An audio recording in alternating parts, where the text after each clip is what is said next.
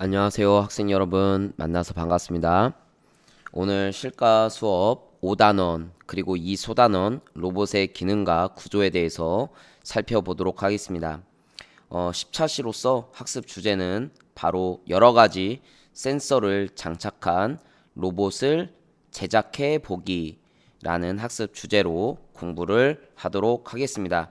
교과서는 110쪽에서 112쪽이 되겠습니다. 수업 목차를 먼저 살펴보도록 하겠습니다. 자, 첫 번째 활동은 자동차 로봇 센서의 역할, 그리고 두 번째는 자동차 로봇 조립하기, 그리고 세 번째 활동은 바로 오토마타 조립하기라는 활동을 해보도록 하겠습니다. 자, 먼저 교과서 110쪽 여러 가지 그 센서를 장착한 로봇을 제작해 보기 중에서 이제 자동차 로봇 센서의 역할에 대해서 살펴보는 활동이 되겠습니다. 자, 나도 프레니처럼 멋있는 로봇을 만들고 싶어. 어떤 로봇을 만들지 생각해 봤어? 로봇을 만들 때에는 사용할 센서도 생각해야 해요. 라고 이런 말풍선이 나와 있습니다. 지난 시간에도 이제 센서에 대해서 배웠었잖아요. 그쵸? 어떤 센서들이 있었죠? 교과서 110쪽에도 나와 있듯이 소리 센서, 접촉 센서, 또 적외선 센서 또는 자이로 센서, 그죠? 뭐 기울기 또는 뭐 균형 감각, 속도를 감지하는 센서가 되겠죠. 그 다음에 이 또 빛을 감지하는 빛 센서 뭐 이런 것들도 있습니다. 센서들이 여러 가지 센서들이 있으니까 뭐 여러분들이 더 알고 싶은 학생들은 블로그나 네이버 이런 포털 사이트에서 한번 검색해 보시기 바랍니다. 자, 접촉 센서는 당연히 자동차 로봇이 벽에 닿으면 멈출 수 있게 하고 싶어. 이 접촉 센서는 정말 이 부딪히는 거죠, 살짝. 그래야지만 이 벽이 있다라는 것을 감지하는 거예요.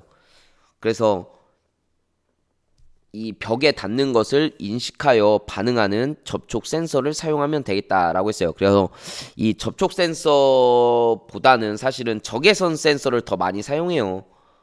왜냐하면 벽에 부딪히기 전에 자동차는 사실 움직여야 되잖아요. 부딪히고 나서 물체, 장애물을 인식하는 것보다는 부딪히기 전에 인식을 해야 자동차가 이 찌그러지는 일이 없으니까요. 그래서 실은 자동차에서는 적외선 센서를 많이 사용합니다. 그래서 벽이 없이 선으로만 그려진 복잡한 길을 어떻게 지나갈 수 있을까? 밝음과 어두움을 감지하는 적외선 센서로 가능해. 그래서 이 적외선 센서는 거리 센서기도 하지만 이런 이 색을 밝기를 이제 감지하기도 합니다. 그 다음에 주위의 소리를 받아들여서 반응하는 소리 센서는 어떻게 사용할까? 그래서 손뼉을 쳐서 일정 데시벨 이상의 소리가 났을 때 어떤 동작을 취할 것인가? 이렇게 프로그래밍을 해야 되겠죠. 그래서 우리가 이 실가 맨 1학기 때 맨 먼저 배웠던 부분이 바로 4단원 프로그래밍 단원이었어요. 그렇죠? 그래서 이 부분 엔트리와 해서 연계해서 배웠었죠. 자, 그 다음에 이제 111쪽부터 112쪽까지 나와 있는 여러 가지 센서를 장착한 자동차 로봇을 조립하는 활동인데 사실 이 자동차 로봇은 종류가 굉장히 많이 있습니다. 예를 들어서 비트브릭이라는 피지컬 소프트웨어 도구도 있고 가장 쉽게 많이 볼 수 있는 햄스터 로봇 뭐 그다음에 여러 가지 또 로봇들이 굉장히 시중에 많이 나와 있는데 선생님이 좀 갖고 있는 네오봇 그죠? 네오봇이라고 하는 도구인데 사실 가격이 꽤 많이 나갑니다. 이 한 대당 한 2, 30만 원의 세트가 이 한 세트당 2, 30만 원 비용이 들기 때문에 사실 여러분들한테 다 각자 한 대씩 나눠줘서 만들어 보라고 할 수가 없어요. 학교에 많이 있지 않습니다. 그래서 이 조립하기 단계를 개별적으로 이렇게 하지 못하는 것이 매우 안타깝습니다. 일단은 교과서에 나와 있는 것을 한번 살펴볼게요. 자, 준비물 확인입니다. 그래서 큰 바퀴, 뭐 연결자, 바퀴축 2개, 그 다음에 작은 바퀴 하나, 그 다음에 6칸 블록 2개, 10칸 블록 2개, 구분 블록 하나, 그 다음에 제어 장치, 그 다음에 저촉 센서, 소리 센서, 적외선 센서, 그 다음에 전동기 또는 모터라고 하잖아요. 이런 것들 2개가 필요하다고 하네요. 자, 그래서 선생님도 한번 이렇게 찍어 봤습니다. 각각의 준비물을 이렇게 준비를 해 보았고요. 그래서 일단은 작은 바퀴를 조립을 하라고 했어요. 그래서 뭐 굉장히 구체적으로 좀 나오지 않아서 선생님도 조금은 헤맸는데 1번 6칸 블록에 연결자를 꼽는다. 그 다음에 10칸 블록과 연결한다. 또 10칸 블록 끝에 연결자를 꽂는다. 그 다음에 10칸 블록의 연결자에 작은 바퀴를 꽂는다. 그 다음에 작은 바퀴를 중심으로 대칭이 되도록 바퀴 지대를 하나 더 연결하여 완성한다. 그래서 또 큰 바퀴 조립하기는 큰 바퀴에 바퀴축을 꼽는다. 뭐 이렇게 나와 있어요. 그래서 선생님이 한번 해보니까 뭐 이런 식으로 될 것 같습니다. 그 다음에 3번 접촉 센서 조립하기. 접촉 센서도 왼쪽에 이제 연결자 2개를 꽂고 또 구분 블록을 연결자에 꼽는다. 그리고 어디 위치에 꽂으라는 그런 얘기는 없었기 때문에 선생님은 그냥 첫 번째랑 세 번째 이런 부분에 그냥 꽂았어요.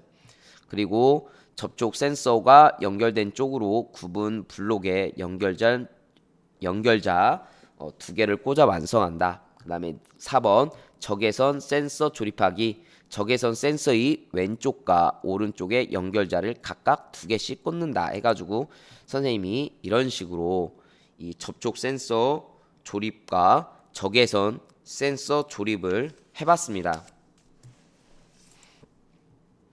자, 그런 다음에 5번 제어 장치의 포트에 센서와 전동기를 연결하기라고 있어요. 그래서 이 포트라는 것은 다른 장치와 접속하기 위한 단자라고 해서 서로 이 감지 장치, 즉 센서와 이 중앙 처리 장치, 즉 제어 장치랑 서로 연결해주는 단자가 되겠죠. 그래서 선생님도 뭐 이 네오봇을 처음 만지기 때문에 이쪽에 나와 있는 것처럼 이 오른쪽 라이트 DC 직접 직렬, 그쵸? 직렬 연결을 하라는 거죠. 그래서 직렬 연결을 했고 이쪽은 레프트니까 왼쪽 바퀴가 되겠죠. 왼쪽 바퀴 모터를 다른 거죠. 그 다음에 이 적외선 센서도 달고, 그 다음에 접촉 센서도 달고, 소리 센서도 이렇게 포트에 연결을 했습니다. 그래서 사실 이런 센서는 포트가 뭐 정해져 있는 것도 있지만 사실 정해져 있지 않은 거면 이 포트를 바꿔서 접촉을 해도 상관없습니다. 그리고 이제 6번째 부품을 결합하여 자동차 로봇을 완성하기. 그래서 이 전동기와 적외선 센서를 서로 연결해 주고요. 그리고 전동기의 좌우가 바뀌지 않게 주의하면서 제어 장치를 뒤집어서 1번에서 결합한 상태로 장착을 한다. 그래서 3번 작은 바퀴를 전동기 위쪽에 결합한다. 그 다음에 4번 제어 장치에 접촉 센서를 결합한다. 그래서 막 굉장히 구체적으로 나와 있지 않기 때문에 선생님이 이렇게 좀 결합하면 되겠구나라고 하면서 비스무리하게 한번 결합을 해봤어요.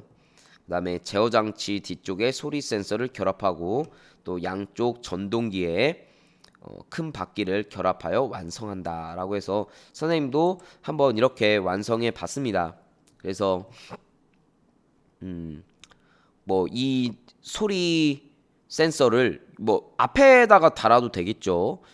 그렇지만 교과서에 나와 있는 대로 좀 뒤쪽으로 이렇게 달라고 해서 뒤쪽으로 달아 봤습니다.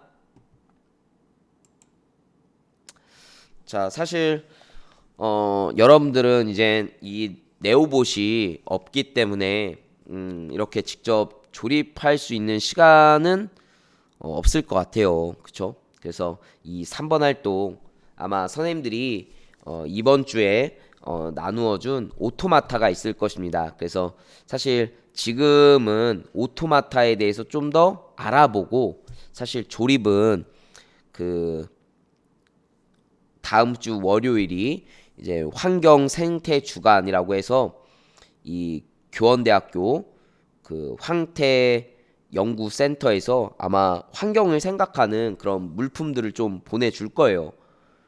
선생님들이 나눠줬을 겁니다. 그래서 에코백 뭐 만들기 그런 만들기 시간도 있고 선생님들이 오토마타 나눠준 것도 있기 때문에 그때 이렇게 조립을 해보면 되겠어요.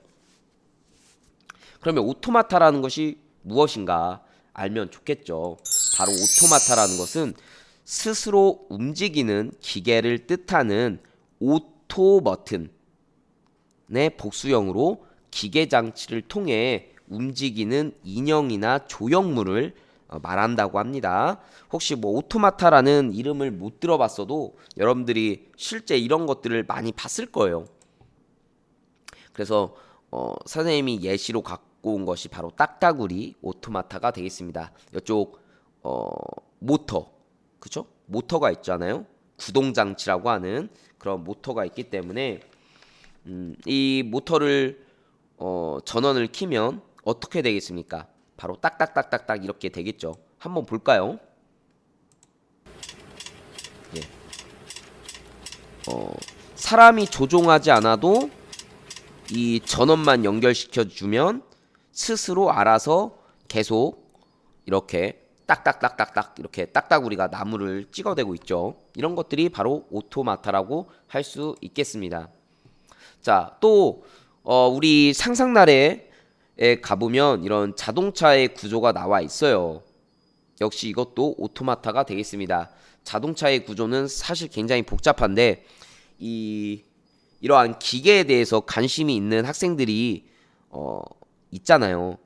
이 자동차는 어떻게 해서 움직이는 걸까? 뭐 이렇게 호기심을 갖는 학생들도 있을 텐데 한번 이 자동차의 구조를 보는 영상을 한번 시청해 보도록 하겠습니다.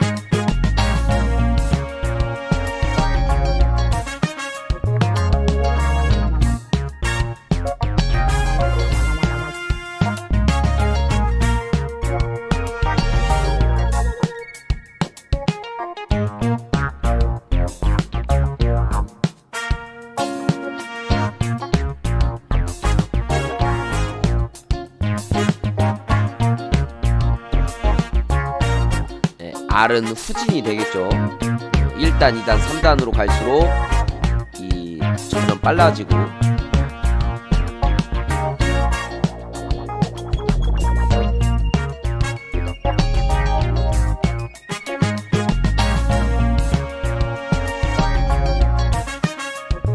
서스펜션이라고 하는 그렇죠?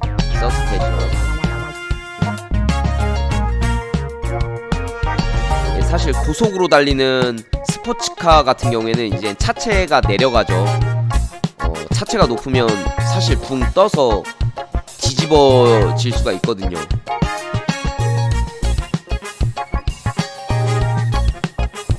그래서 모터를 키면 이렇게 움직인다는 것입니다.